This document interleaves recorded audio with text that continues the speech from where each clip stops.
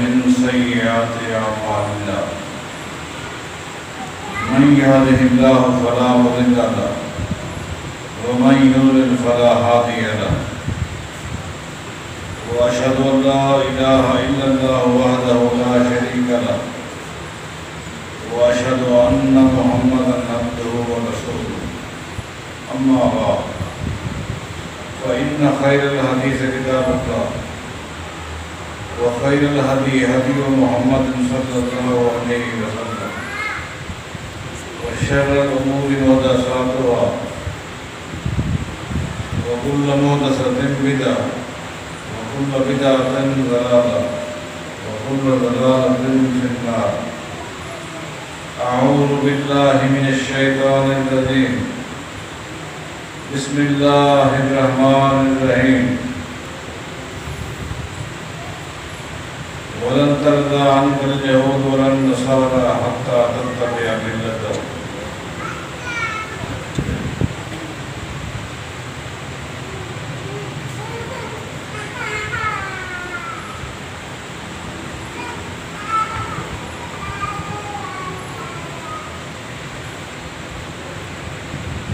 موجودہ عالمی صورتحال کو سامنے رکھتے ہوئے چند نکات آپ کے سامنے پیش کروں گا.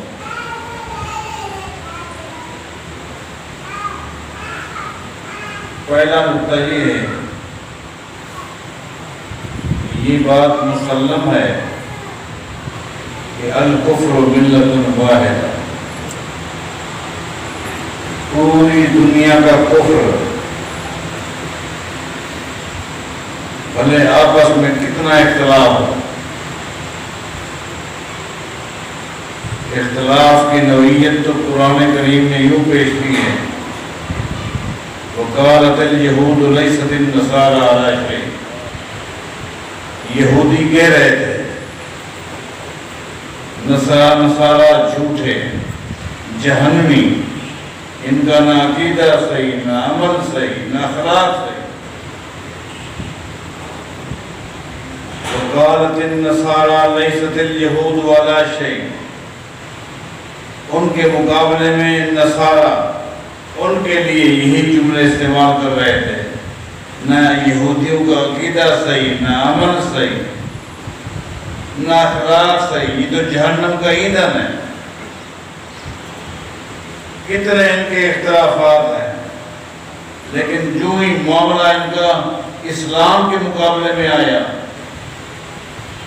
آپس میں لڑ رہے تھے، ایک دوسرے پر کفر کے فتوے لگا رہے تھے، ایک دوسرے پر جہنمی ہونے کے فتوے لگا رہے تھے. لیکن جب معاملہ ان کا اسلام کے مقابلے میں آیا تو پھر کیا کہا؟ کونوا ھودا او نصارا تہتدوا. کہنے لگے یہودی بن جاؤ ٹھیک ہے پھر بھی صحیح ہو، نصارا بن جاؤ پھر بھی صحیح. اسلام کے مقابلے میں جب آئے کہا کہ مل جاؤ، یہودی ہو تو بھی ٹھیک ہے، نصرانی ہو تب بھی ٹھیک ہے. اس لیے پہلا نقطہ یہ الکفر ملت واحدہ. باوجود شدید اختلافات کے، لڑائیوں کے، جھگڑے کے، کفر اسلام کے مقابلے میں ہمیشہ ایک جماعت رہی. والاسلام ملت واحدہ. مسلمانوں کو بھی چاہیے کفر کے مقابلے میں ایک ہو جائے. کفر متحد ہے لیکن اہل اسلام بٹے ہوئے. ان میں ذہنی ہم آہنگی نہیں ہے. یہی وجہ ہے ان کا دشمن ان کو ایک ایک کر کے سزائیں دے رہا ہے، ان پر ظلم کر رہا ہے، کبھی کہیں جیسا کہ ظلم رہے. پہلا نقطہ یہ کہ کفر ایک جماعت ہے. اسلام اہل اسلام کو مٹانے کے لیے یہ متحد ہے،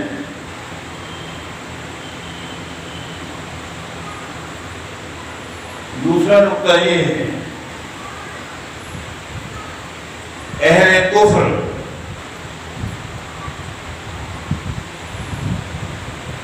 مزاج کے لحاظ سے ایک جیسے نہیں،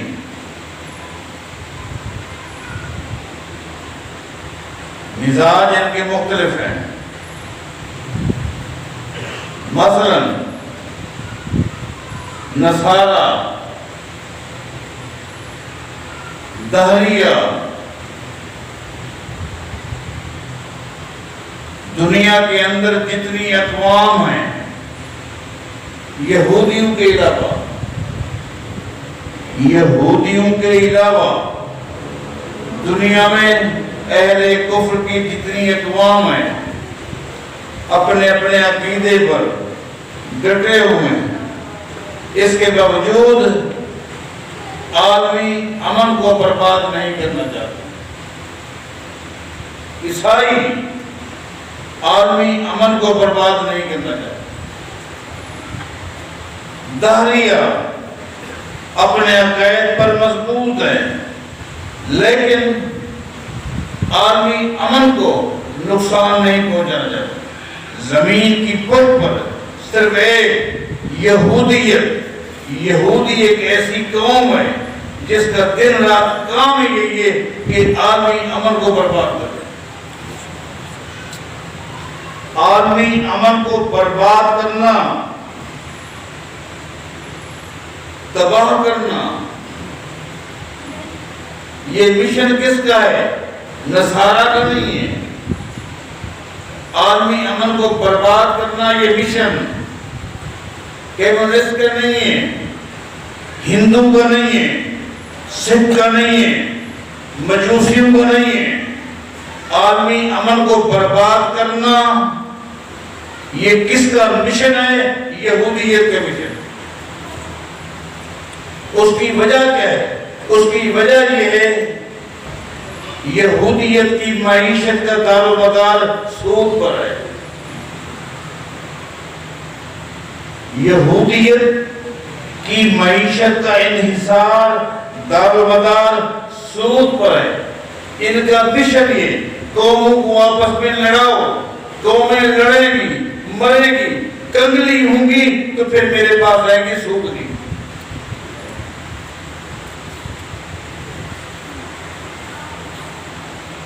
اس وقت پوری دنیا میں جہاں بھی جنگ ہے، جدل ہے،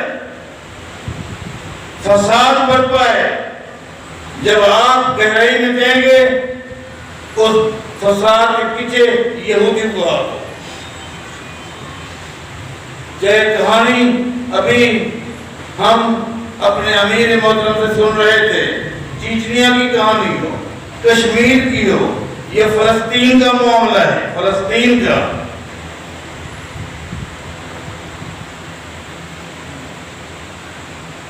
میں اسلامی ریاستوں کے حکمرانوں سے بھی آج کے ذمہ دار سٹیج پر ان کو ان کی ذمہ داری کا احساس دلاؤں گا۔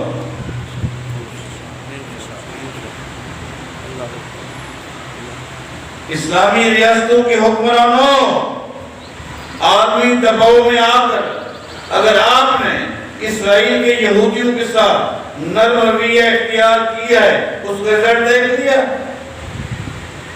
اس کا نتیجہ دیکھ لیا کہ فلسطین کے معصوم نہتے مسلمان مردوں کو، عورتوں کو، معصوم بچوں کو ذبح کر کے ان کے خون سے مسلمانوں تمہارے قبلہ اول کو رنگین کر دیے۔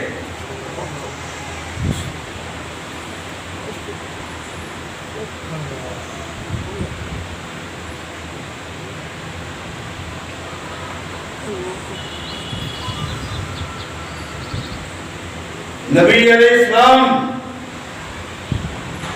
دنیا کی جس قوم نے میرے پیغمبر کو، میرے پیغمبر کے ماننے والوں کو تکلیفیں پہنچائیں، مارا، ظلم، ستم، لیکن میرے پیغمبر معاف کرتے رہے، معاف کرتے رہے، حتیٰ کہ 8 ہجری کو مکہ المکرمہ میں کھڑے ہو کر اعلان کیا لا تثریب علیکم اليوم انتم الطلقاء، معاف کر دیا، طائف والوں کو معاف کر دیا، مکہ والوں کو معاف کر دیا۔ میرے پیغمبر نے جو حد تک جا مہربان تھے، شفیق تھے، قومیں زیادتیاں کرتی رہی، میرے پیغمبر معاف کرتے رہے۔ اگر میرے پیغمبر نے اپنی زندگی میں کسی قوم کو معاف نہیں کیا تو صرف یہودی ہے۔ کبھی غور نہیں کیا آپ لوگوں نے؟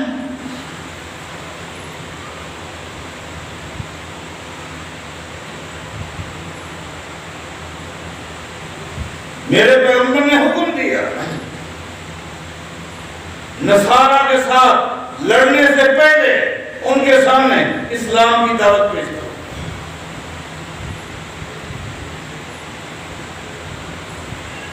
جو رب کو نہیں مانتا ان کو اٹیک کرنے سے پہلے اسلام کی دعوت پیش کرو۔ میرے پیغمبر نے یہ بھی کہا کسی قوم پر رات کے وقت چڑھائی نہیں کرنی، دن کی انتظار کرنی ہے۔ جب دن ہو جائے لوگ اٹھتے ہیں، اسلام کی دعوت پیش کرو، مانے تو ٹھیک ہے ورنہ اٹیک کرو۔ لیکن یہ سارے قانون ایک سائٹ پر میرے پیغمبر نے رکھ دیے جب معاملہ یہودی کو آیا۔ آپ نے کبھی سوچا ہی نہیں؟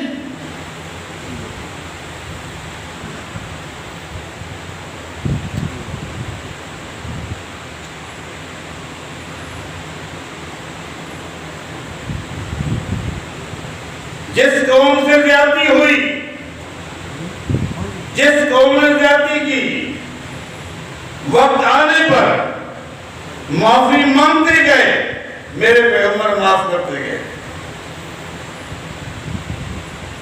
لیکن یہودیوں نے جب کہا غلطی ہو گئی، وعدہ خلافی کر بیٹھے، آج شکنی ہو گئی، غزوہ خندق سامنے رکھی، آج شکنی ہو گئی، آئندہ ایسا نہیں ہوگا۔ فیصلہ کیا ہوا؟ فیصلہ یہ ہوا ان کے لیے کوئی معافی نہیں، یہودیوں کے لیے کوئی معافی نہیں۔ ان یہودیوں کے جتنے جوان ہیں جو بلوغت کو پہنچ چکے ان کے سر گرم کر دیے۔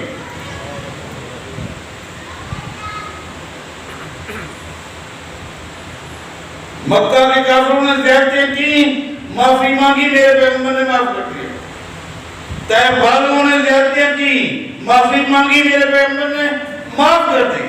بنو قریظہ کے یہودیوں نے غلطی کی، اس کی غلطی ان کی غلطیوں کے مقابلے میں چھوٹی تھی، کم تھی، لیکن معافی مانگی، میرے پیغمبر نے معاف نہیں کیا اور ناکہ بندی کر کے بنو قریظہ کے اندر 700 جوان یہودی تھے، سب کے سر گرم کر دی۔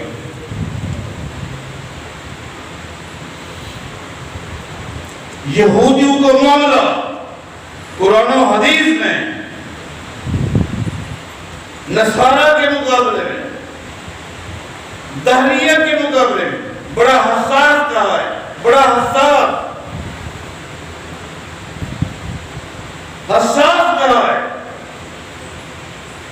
میں نے کہا میرے پیغمبر نے فرمایا رات ہو جائے کسی قوم پر حملہ، وہ تو سوئے ہوئے ہیں، حملہ نہیں کرنا، صبح ہوگی جاگیں گے، اٹھیں گے، ان کے سامنے اسلام کی دعوت پیش کرنا، مان جائیں تو ٹھیک ہے ورنہ اٹیک کرنا۔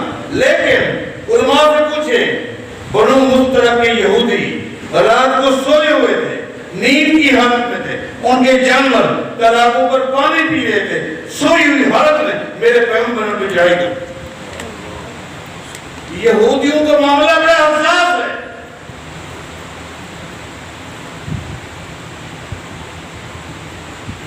عیسائی بستی پر حملہ نہ کرو، صبح بھی انتظار کرو، ہندو پر حملہ نہ کرو، صبح بھی انتظار کرو، سکھوں بھی حملہ نہ کرو، صبح بھی انتظار کرو، یہودیوں کی انتظار نہیں کرو، رات کی تاریخ میں بھی حملہ کرو۔ کبھی سوچا اس کی وجہ کیا ہے؟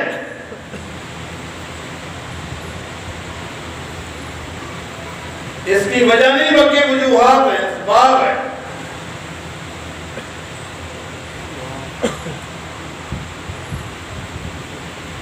زمین کی پشت پر جتنی قومیں آئیں، سب سے زیادہ جس قوم پر اللہ نے نعمتیں نازل کی وہ یہودی ہے، اور زمین کی پشت پر سب سے زیادہ جنہوں نے رب کی غداری کی وہ بھی یہودی ہے۔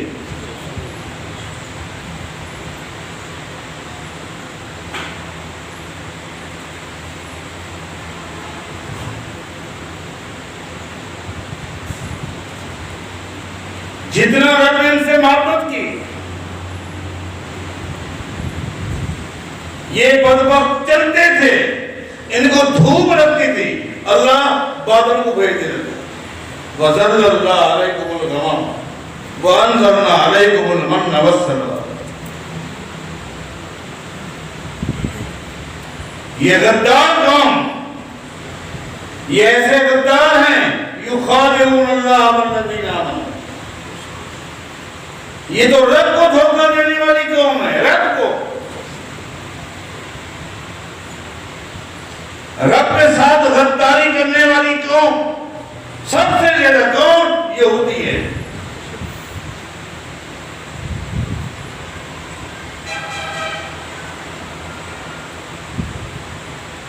زمین کی پشت پر سنیے، زمین کی پشت پر جتنی قومیں ہیں، سب سے دیوس قوم یہودی ہے۔ اس قدر بے غیرت، دیوس اور ننگی قوم ہے۔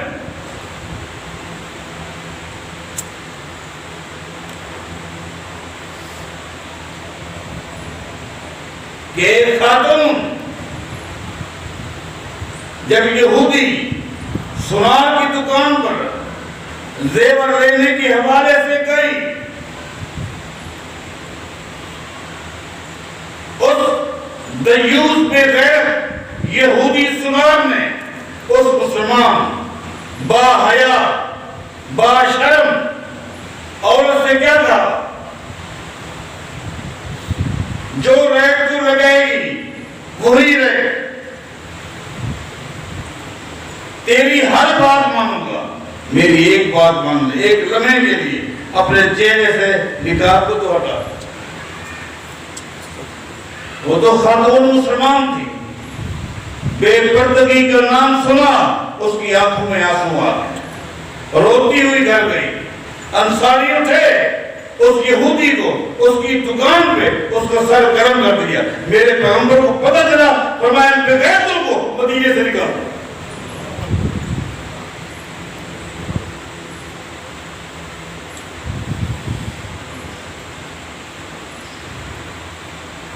ان یہودیوں سے آپ اچھائی کی امید رکھتے ہیں؟ آدمی دباؤ میں آ کر ان کے لیے راستے پرمٹ جاری کرتے ہو، نتیجہ دیکھ لیا۔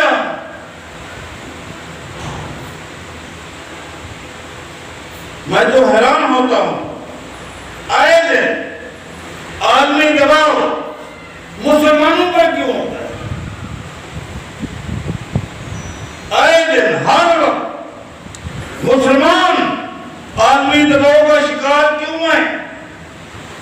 ان کی کیا کمزوری ہے؟ دنیا کی وہ کون سی نعمت ہے جو نعمت اللہ نے مسلمانوں کو نہیں؟ ہر نعمت مسلمانوں کے پاس ہے۔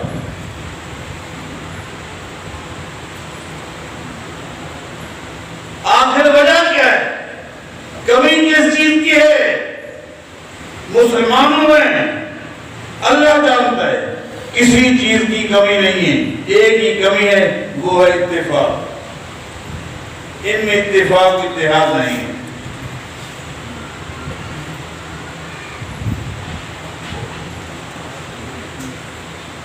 ہونا تو یہ چاہیے تھا، آدمی اس پر جس طرح اسلام کے مقابلے میں کفر متحد ہے، کفر کے مقابلے میں مسلمان بھی متحد ہے۔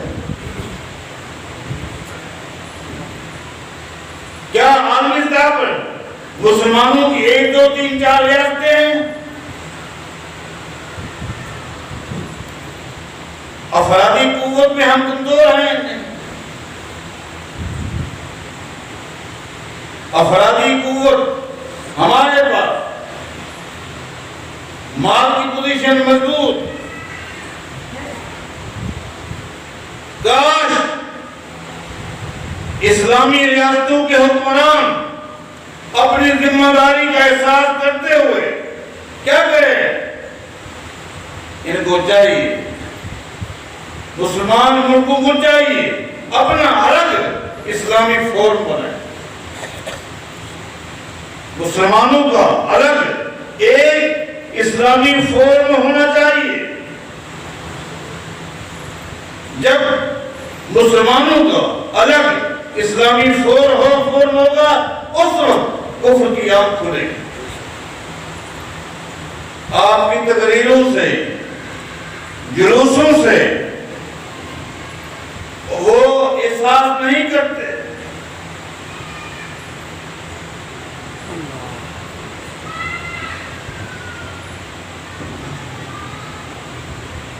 مجھے پاکستان کے ایک ایم پی نے ایک مرتبہ بتایا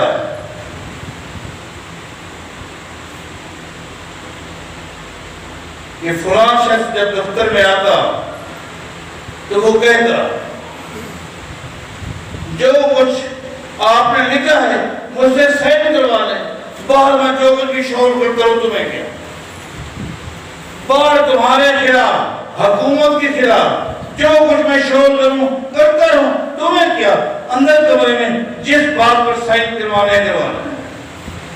آج مسلمانوں کی صورتحال میں یہ جلسے ہیں، جلوس ہیں، شور مچاتے ہیں، لیکن عالم کفر ان سے جو لکھواتا ہے یہ لکھ کر دیتا ہے۔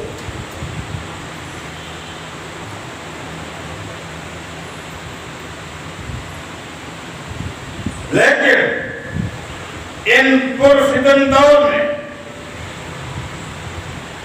ان حالات میں بھی میں اپنی پاس فوج سے بڑا مطمئن ہوں اور بڑی امید لگا بیٹھا ہوں۔ ہماری پاس فوج اس کا پاکستان میں نہیں پورے عالم میں ایک نام ہے، ایک نام ہے، ایک رول ہے۔ اس لیے میں مرکزی جمعیت الحدیث ملتان کے اس پروگرام، اس اسٹیج سے پاک فوج کو، اپنی جماعت کے بزرگوں کا، نوجوانوں کا، ان کے جذبات آپ تک پہنچانا چاہتا ہوں۔ آپ ایک ذمہ دار اور غیور ملک کی غیور پاک فوج ہے۔ ہمارے ملک کی عوام غیرت مند ہے، عوام الناس میں غیرت موجود ہے، اس کا پتہ چلتا ہے ان کے چہروں سے، ان کے جذبات سے۔ پاک فوج آپ یہ غیور فوج ہے، آپ قدم بڑھائیں۔ پاکستان کا ایک ایک بچہ، بالخصوص جماعت الحدیث کا ایک ایک بچہ اپنی جان، اپنا مال قربان کرنے کے لیے تیار ہے۔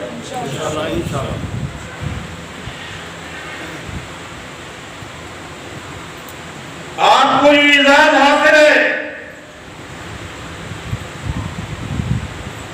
کہ ہماری پاک فوج کا سربراہ جب ریٹائر ہوتا ہے اس کو ہاتھ مراد لے کر عالمی سطح پر ایک عہدہ دیا جاتا ہے، ان کا مقام ہے، ان کی ایک حیثیت ہے۔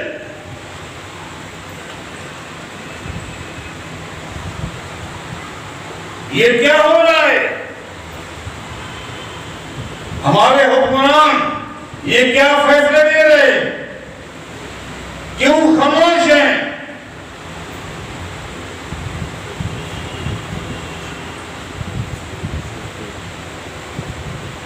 اس قدر مسلمانوں پر ظلم کی چکی میں جہاں بھی دیکھے پیسا جا رہا ہے، مسلمانوں کو پیسا جا رہا ہے۔ مسلمانوں،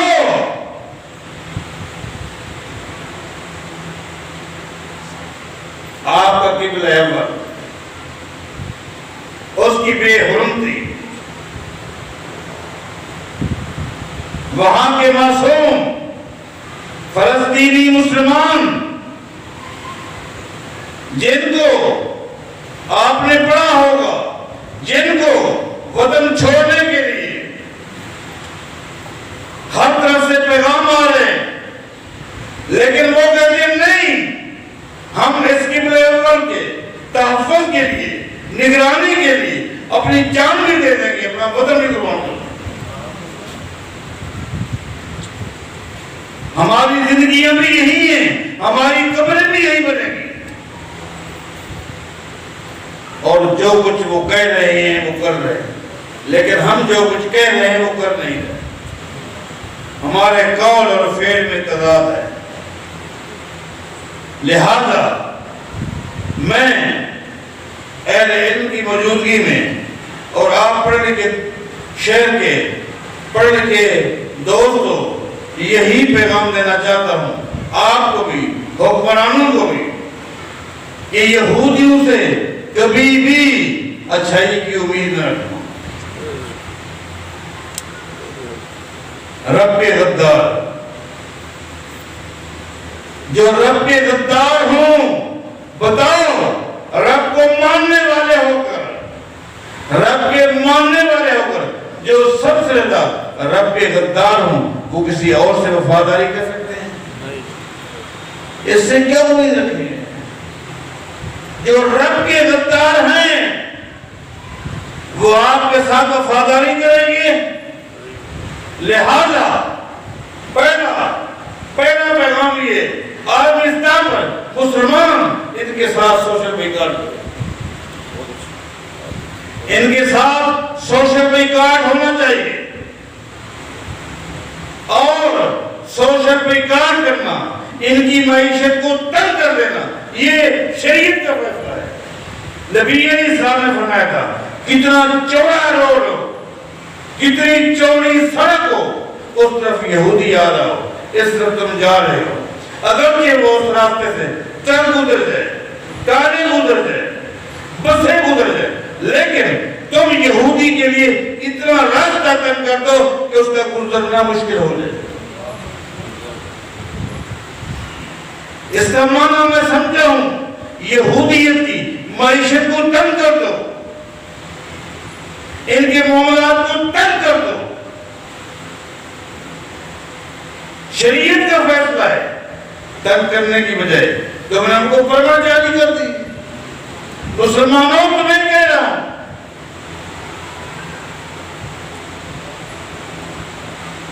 تم نے ان کی فلیٹیں جلا دی،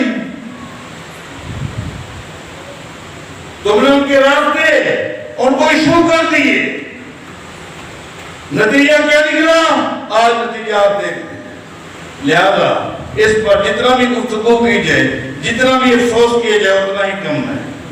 لہذا ہمیں اپنی ذمہ داری کا احساس کرنا ہوگا، ہر موڑ پر اپنے بھائیوں کو دعاؤں میں یاد رکھیں۔ اے اللہ ان کی مدد فرما، کفار کو غرق کر دے۔ اللہم دمر اعداء الدین، اللہم دمر اعداء الدین، اللہم شدد شملهم وزلزل اقدامهم وفرق بین کلمتهم۔ اللہ ان کی معیشت کو تنگ کر دے، اے اللہ ان کی جمعیت کو تتر بتر کر دے، ان کو پالا پالا کر دے، اے اللہ عالمی سطح پر مسلمانوں کو اتحاد نصیب فرما، اے اللہ ہم پہ رحم فرما، اے اللہ تو ہم پہ رحم فرما، اے اللہ جو ہمارے اندر کمزوری ہیں دور فرما دے، جو غلطی ہے معاف فرما دے، اے اللہ اتحاد نصیب فرما، اے اللہ صحیح عقیدے کی صحیح عمل کی توفیق عطا فرما۔ اقول قولی ھذا وآخر دعوانا الحمدللہ رب العالمین۔ مزید دینی معلومات کے لیے چینل کو سبسکرائب کریں اور بہترین صدقہ جاریہ کے لیے لائک، کمنٹ، شیئر کیجیے۔ جزاکم اللہ خیرہ۔